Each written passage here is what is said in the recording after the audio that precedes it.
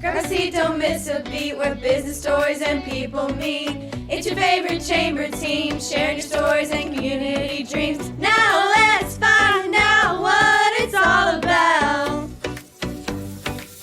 We are live from the vault. Powered by ONU and produced by Wonderboy Media.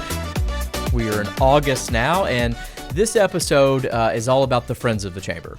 These are our different partners that we work with, the city, the county, the EDC, the CVB, folks like Chad Benenfield, of course, Jacqueline Graves, who help us MC several events. You know, we just kind of want to let you in on what those relationships look like, what these folks do for a living every day. And on today's show, we have the President and CEO of the Greater Owensboro Economic Development Corporation, Mr. Claude Bacon. Yeah. You know, Claude, we have known each other and worked together for quite a while now. Quite some time. Started back in our tourism days together. That's right. And then continue to transition over now with me in economic development and here you at the Chamber. How long have you been at the EDC now? Yeah, 3 years. What do you know now that you didn't know on day one? I know more about water, sewer, and electric. And That's right. Some of those things that I definitely knew before. You know, our deals in the hotel business, the hotel side, were usually pretty simple. We knew we needed, 1.75 acres, and the water, sewer, and electric was laying right there, right, where we were going to build or develop a new hotel. And it's not such the case in economic development, considering new projects and even expansions of those in our community. And what goes into that? I mean, I'm sure it's a very competitive business. Highly competitive business, not only with what you might consider to be those in the state of Kentucky, but ultimately those in our region and ultimately national competitors. All communities want the same things, right? Yeah. They want these either expansions in their own community, which are also competitive. We've been through a number of those, but then they also want the pride of something new in their community as well. But there's 120 counties in Kentucky, and gosh knows how many others in the nation. So there's others like me that are doing exactly the same thing, trying to market and present their communities in the best light that they can in order to get them to come there. Well, and what you do every day, affects so many people, because obviously, the number one thing, especially if you're of age, is to be able to have that good job, to take care of your family. That's right. Where does Owensboro, where do we punch above the belt? Because, there's a lot of talk that Owensboro, we'll figure it out ourselves. Where do we really thrive in your mind? Yeah, I mean, I often say we own the keys to the quality of life in our region, and I feel that way about competitively in our state as well, and certainly even from a broader aspect. So when you add up the quality workforce, you add up the global companies that are doing business here. I mean, let's face it, we've got some products being made and created right here in Owensboro and Daviess County that are going out worldwide, much less nationwide. So if they can be successful and do that and have a distribution network from some place like Owensboro that owns the keys to the quality of life, that has this incredible resident worker that we have here, that goes along with that. I mean, it's a perfect combination for what it is that we do. So where do we struggle? Some in the land category, and ultimately always have. But then again, here we come with our partner with the city of Owensboro. Yep. Just purchased 121 acres for the community, where we can promote the next manufacturing or industrial site. Again, all about jobs. Yep. All about and that's investments. the Massey property. That's the Massey property. That's right. And what other projects are you guys working on? I know you've got some stuff going on downtown. Yeah. So the Landing Entrepreneurship and Co-working Center is something that is top of mind for us. The General Assembly and House Bill 900 gave us $2.25 million to begin the renovation of that building. It's 3 floors, about a $6 million project to get it started, and that's not including the operations.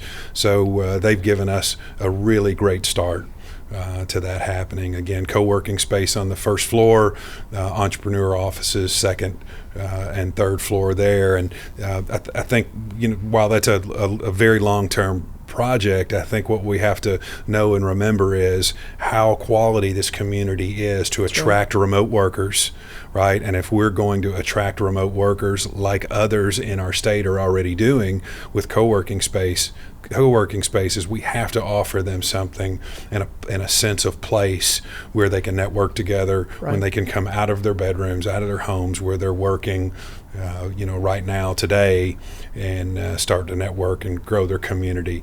The younger generations are looking for exactly that experience, and as we already know, remote work is here to stay. So very good. Well, hey, appreciate your partnership, yeah, your friendship, absolutely. and look forward to many wonderful days ahead. More to come. Coming up right after this, we'll hear from our next friend of the chamber. And we're back with Judge Executive Charlie Castlen, of course, with the Daviess County Fiscal Court. Charlie, thanks for coming on today for Friends of the Chamber. We appreciate you. Good to be here. Yeah, and of course, Charlie, you serve as the fiscal court representative on our board, and what's that been like so far? To you've always known about the chamber and what we do, but to kind of be on that board, what's that been like for you? It's not new to me, but it's a good experience. It's a good way to interface with business leaders in our community that I normally wouldn't necessarily have a morning meeting once a month. So. DC flying, you've been before. We just got back from this one. It's just kind of surreal every time you get back from a trip like that and you see kind of, where a lot of those decisions are made. It's pretty awesome, quite honestly.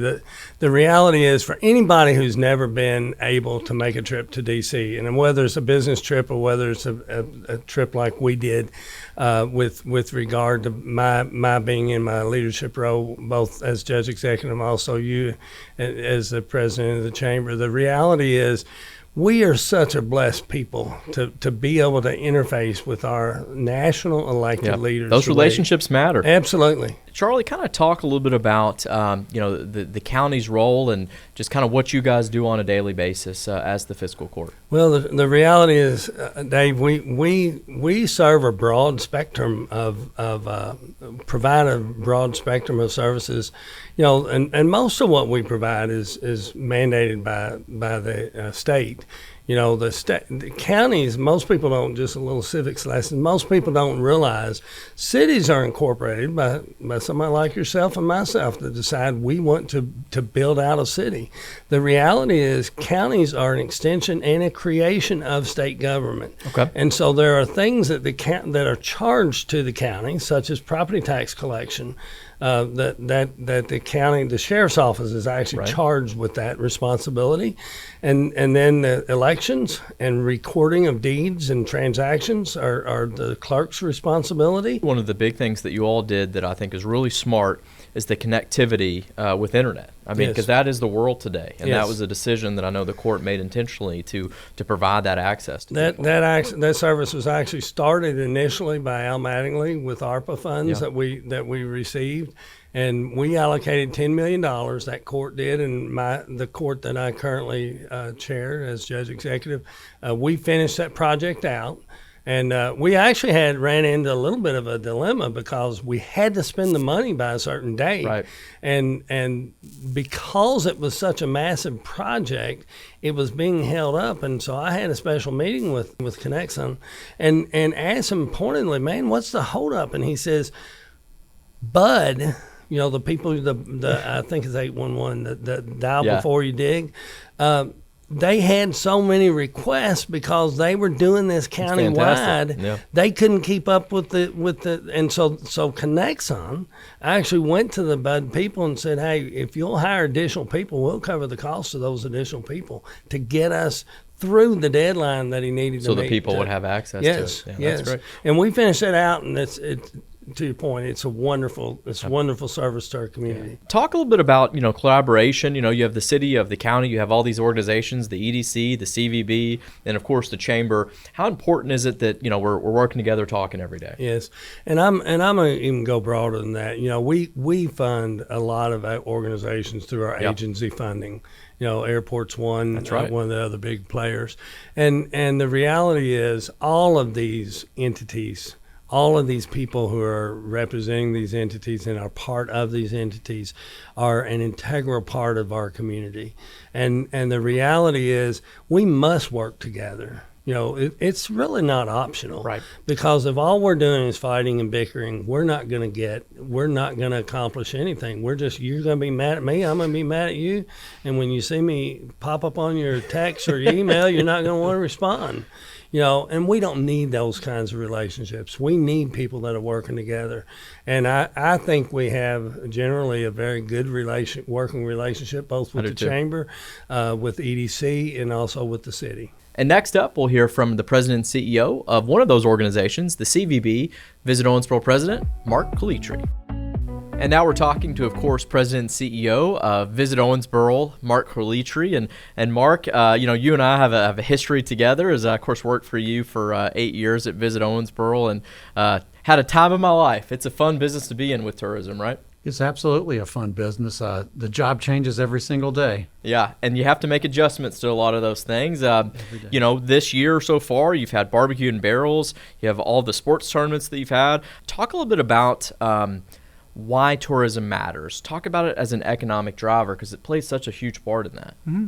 Yeah, what a lot of people don't realize is we like to say tourism is the front door to economic development. So people are going to visit before they actually ever invest in a community.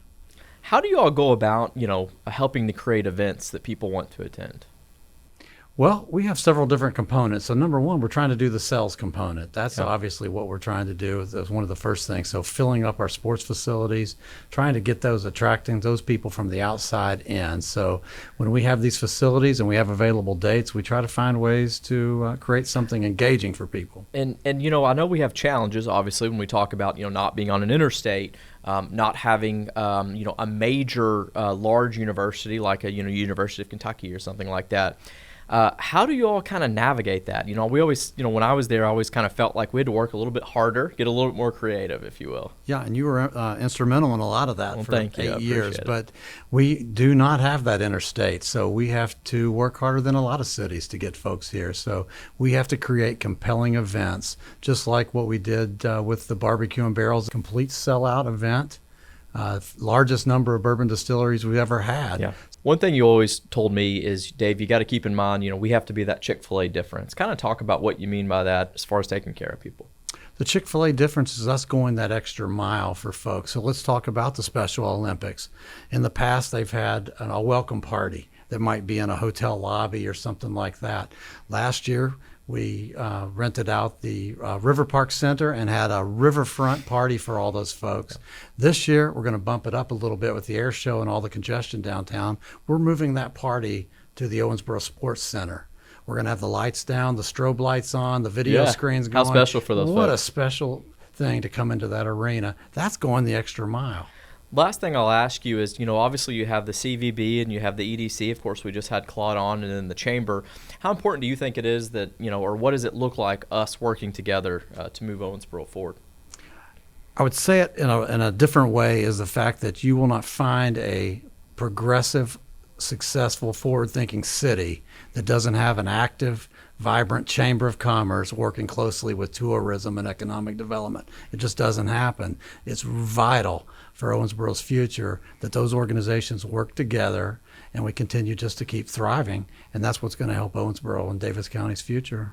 Beautiful. Well, hey, we appreciate you coming on today, Mark, Thank you. And it's always good to see you. Like I said, it's been 8 years with you, and we appreciate you guys. Obviously, we just had the July Rooster Booster where you guys brought people in and helped us out with that. So we look forward to many years of partnership ahead. And you missed one thing. Can we close out with one thing? Sure. Yes. You missed one of the major events that you helped facilitate and create.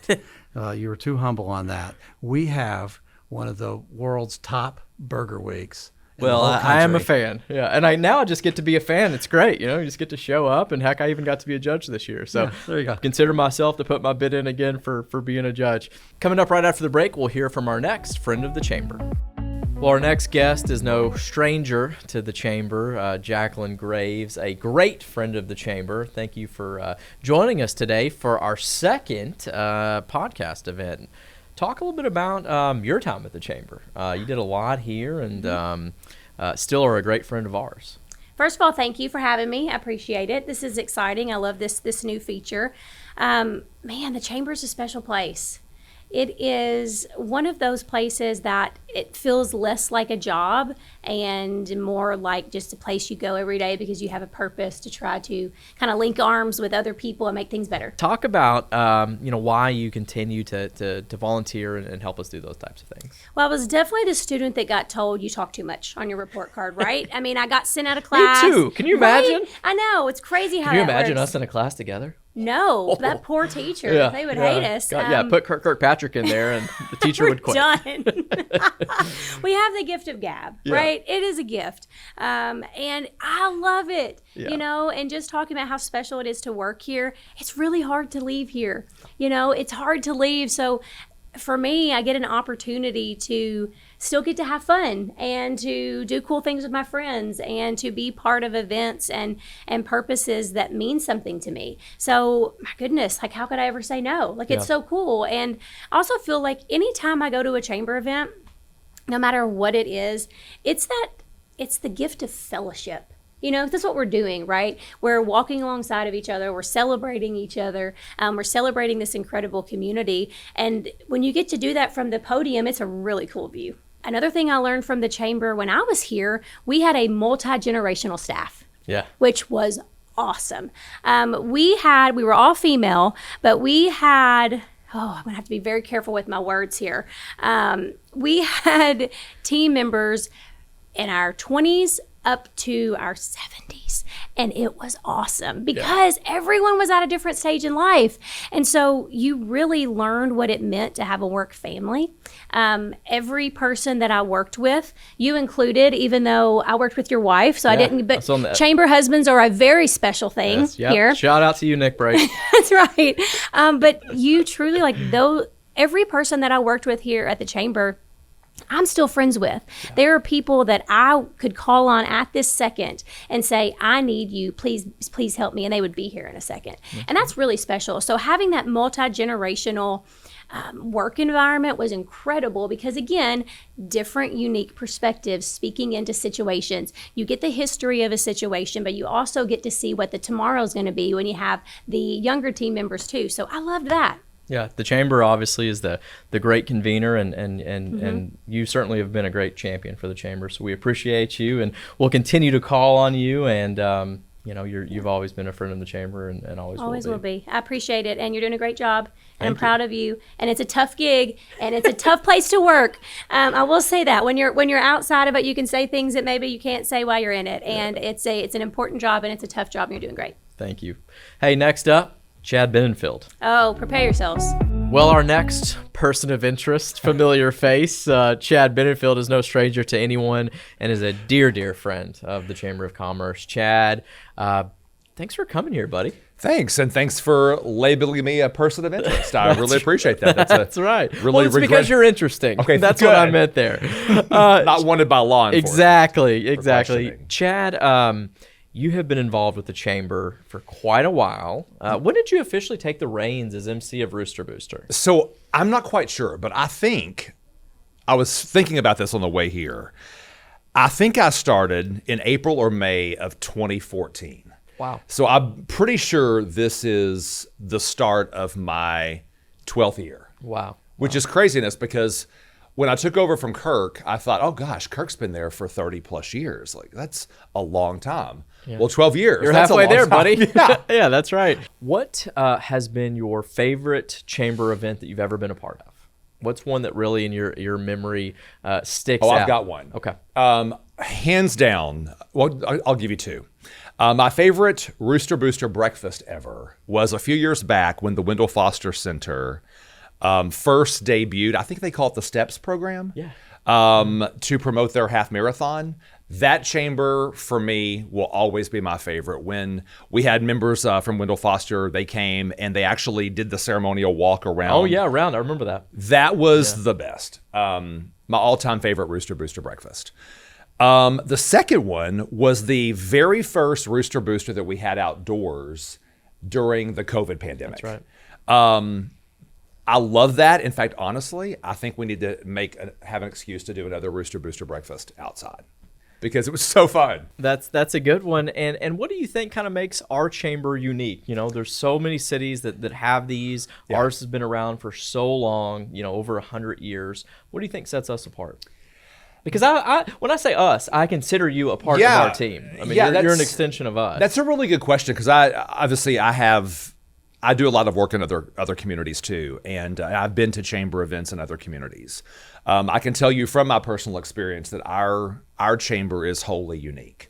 I think that you hit on it a little bit with the history that's here. I mean, we talk about Kirk and your predecessors, and there's a long history of chamber investment here in Owensboro and Daviess County, and I think that leads to a lot of it. I think, like the young woman I met who wants to be a part of this, there's a legacy here.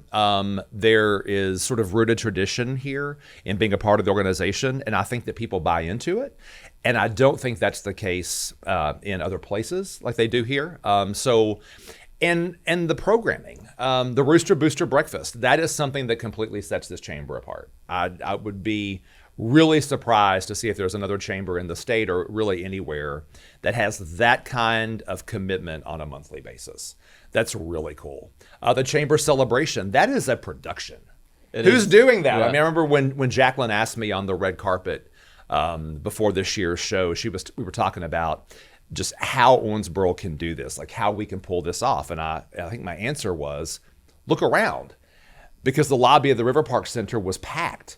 I'm like, this is how it happens, because everybody wants to be a part of this. And when you allow them to do that, you give folks voice and you make them part of the team just grows. The great conveners, and certainly you're one of our key tools, Chad, and just such a great friend of ours, and we appreciate everything you do for Well, us. I appreciate it, because it's so much fun, and it's good hanging out with you, and it's good to be in the vault. And this is nice, by the way. Thank you. It's Yeah. another way to reach folks and build a team. That's right. And we're back talking to our friends of the Chamber, of course. We have the county, we have the EDC, the CVB, of course, some of our MCs, and Jacqueline Graves and Chad Benenfield. And today we also have City Manager Nate Pagan. So, Nate, thanks for coming on today and talking a little bit about kind of what you do. So what do you do? What does an average day that's a good question. look like Right, for Nate Pagan? I get that question a lot. So the job sort of has 3 or 4 main components. Number one is overseeing the staff, right? So managing the day-to-day operations of the city. Supervising all of our department heads is one portion. Another portion is like the projects, right? So if you see the city's building an indoor sports facility, Right. a new park, a fire station, so ultimately responsible for the administration of those projects. And then the third portion is really just working with the elected officials to help accomplish their vision, right? So they're elected, they set the priorities, so they say we want to do X, or we want to prioritize public safety, and then I'll work with the staff, kind of the bridge between the elected officials and the staff to help to determine how to prioritize public safety, how to put assets into that. So That's right. it's sort of resource alignment, I guess, between taxes that we have and then how to deploy those in a way that the elected officials would like. That's right. And, we are such an event city, right? I mean, you guys are constantly putting on different events. I know we've got a big one coming up next month. We do. The air show is next month, September 11th through the 13th. It'll be a great show, headlined by the Thunderbirds. So they're, of course, well known, do a great job. So, and you're right. One of the things that separates Owensboro from many of our peer cities is our focus on events. We have an events department, which I think only 2 or 3 cities in Kentucky have. So that is something that makes us unique. And why do you think it's important that all of us kind of are aligned together when going forward? I think there's a couple of reasons. One, just sort of vision casting, right? Like trying to figure out what we want to be in the future. So again, I think Owensboro has benefited because we've had good leadership. And so like, I want to make sure that continues on my watch, right? Yeah. So we'll try to be intentional and forward thinking. I think of the job as being a community steward, if you will, right? So there's a long-term component to that. And like, I sometimes say when I talk to chamber groups, so like Leadership Owensboro, like we'll talk about the city's 200 years old, and barring something calamitous, it'll be here 200 years from now. And so I try to think long term in those perspectives. And so I think working with our partners, we kind of can kind of cast that long term vision, and it helps me get out of the day to day mindset of, the operational day to day factors are important, but at the same time want to sort of think long term, what we want to be, where we want to go as a community. What's next, Nate? I mean, you guys again are constantly looking at different projects and are looking at different ways to keep our city kind of moving forward? What's on the horizon? Yeah, that's a good question. So again, we're trying to be forward thinking. So we're in the midst of what's called Operation Firehouse, is that most of our fire facilities were 50 to 60 years old. So we've already replaced a couple of those, such as the Fire Training Center on J.R. Miller, Station 3 on Cravens Avenue. It just recently opened back in the spring. So we're going to rebuild Station 1, then we'll do Station 4. Then we're actually doing some long-term planning for an expanding. Public safety is a huge part of what you guys do. Exactly. Yep. So after that would probably be expanding, renovating the police department. So to your point, public safety is a priority. That's one of the things that the mayor and commissioners say often. So again, as a resource alignment person, they give the priority. So we're putting our resources toward public safety. We're always looking at downtown improvement. So several things are sort of under consideration. Not publicly yet, but we're always looking at various projects, whether that's public projects, private projects, right, or some partnership. And again, we'll continue to invest in our parks, continue to invest in infrastructure as well. We've every year spend record amounts in paving and asphalt repair, fighting a losing battle to some degree, but yet we continue at it because that is a core service as well. Absolutely. Well, Nate, we appreciate your partnership at the Chamber. You know, obviously you and I, it seems like we text about every other week asking about something. So we should. We should. It's important to have good dialogue and be able to chat about things and get things done. So appreciate everything that you guys do. And I know our family, we love living in Owensboro, and a lot of that's the events and the parks and things that you guys provide. So thanks for what you do, and thanks for coming on podcast today. No problem. Welcome back. I am here today with our Business of the Year winners, 1 to 10, Donato's. Thank you for being here. I have Leanna Byrne, the Director of Marketing, and our owner, Sean Byrne. Hey. So one thing I would like to know, you guys have experienced a lot of growth the past few years. What have been some challenges that you have faced within that growth? Well, the economy and pandemics notwithstanding, I would say two things jump out. One is people in the community getting to know who we are as far as being a local brand. When you get more than one and you're a Donato's franchise, people think, oh, they may be from out of town, and we're born and raised here, all of us. Yeah. And the other thing would be talent management. And you know, anybody that walks into Donato's on Parrish Avenue, which was our first flagship store, there's an Employee of the Quarter plaque that we've got up there that we got through Trophy House. And if you look at those kids that were 14 and 15 and 16 years old in 2017 and 18 and 19, they're now running our stores in Owensboro and Evansville.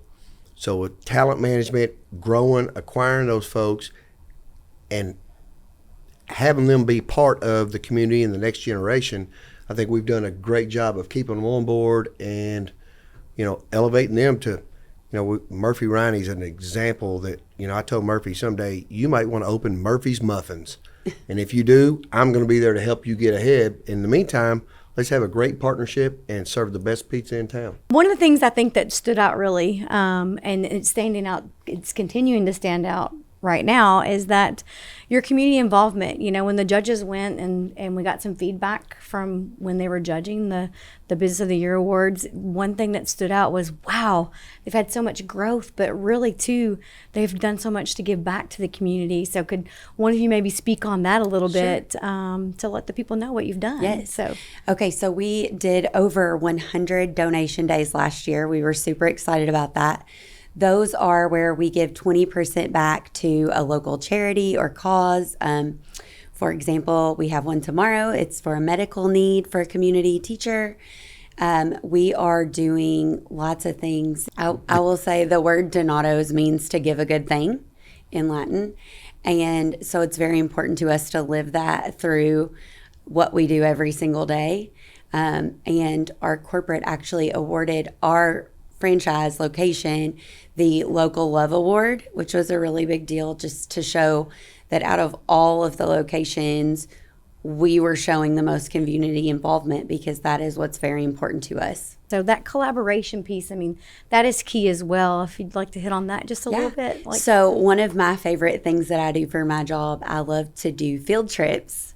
So we have students or clients that come in and they can make their own pizza. They can do a tour. So we do a lot of that with like Opportunity Center and puzzle pieces.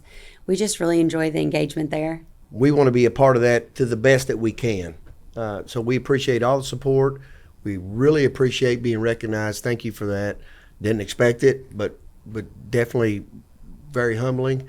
But if there's anything out there that we can do, just let us know. We're just a phone call away, or stop in the store. One of my kids are probably running that store right now, so stop in and say, hey, here's a great idea. Would you guys consider this? So thank you. And congratulations to our Business of the Year, 1 to 10 employees, Donato's Pizza. Thank you. Thank you. Welcome back to Live from the Vault. Today we are here with our member sponsor spotlight, 2 ladies from Southern Star. Thank you all for being here. We're so happy to have you. I want to say before we get started, Southern Star is such a vital partner in our community, and we're going to talk a little bit about that today, so we're excited to hear about that. And they have been chamber members for over 25 years, so thank you for that as well.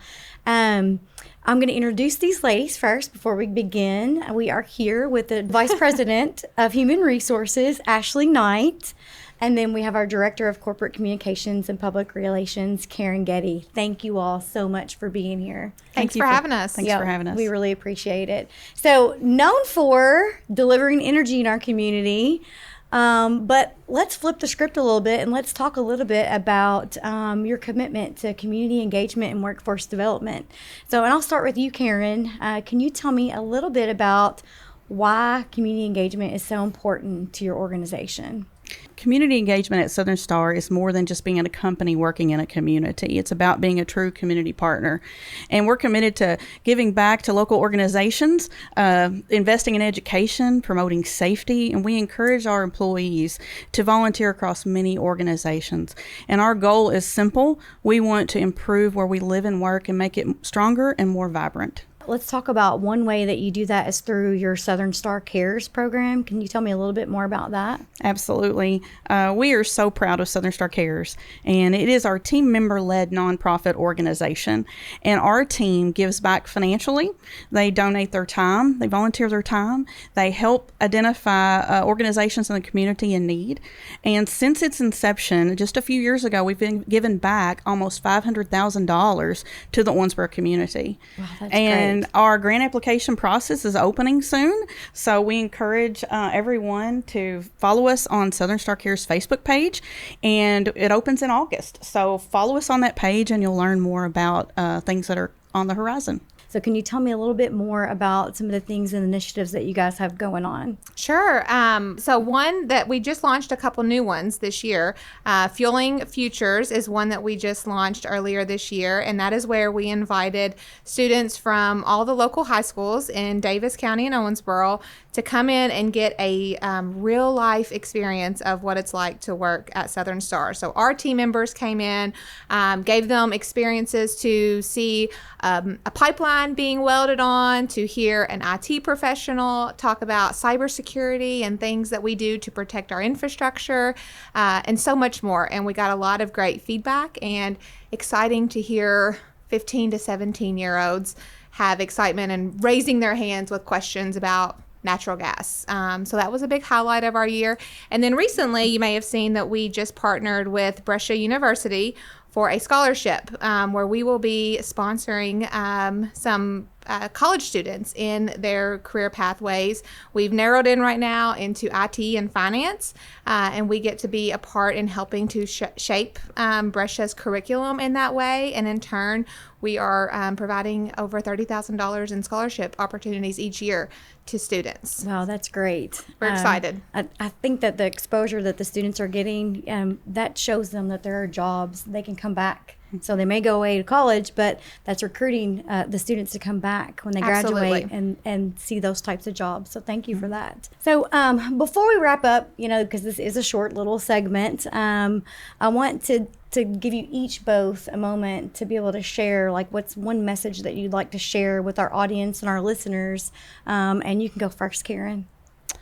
Oh gosh, basically, Southern Star is committed to Owensboro, and our team members truly love giving back and helping our citizens here in the nonprofits and so forth in our community.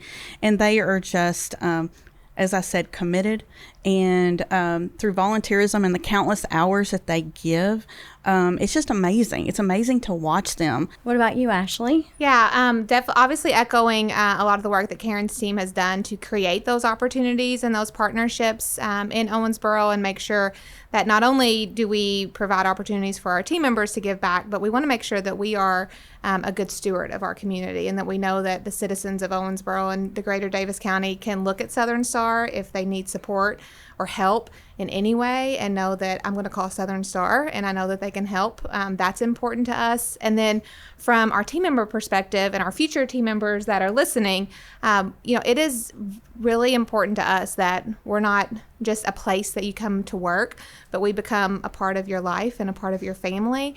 And our culture, I think, speaks for itself in creating those opportunities and being an extension of you and your family. And we take that commitment very seriously, and we expect our team members to also hold us accountable for that commitment that we make to them every day. Well, thank you. Thank you both for coming in today. Thank you for being here. Thank you for your commitment to the community. Southern Star does so much and gives back so much to our community, and we greatly appreciate that, and we appreciate your membership.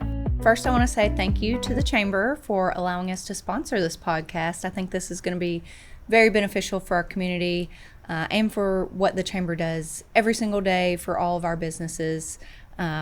Really important for all of our local small businesses, entrepreneurs, and everyone in general. OMU means owned by you, your community utility. Electric power you trust, the water safe and clean. Internet connection with the speed you need. OMU is here for you, your community utility. Here for you, OMU.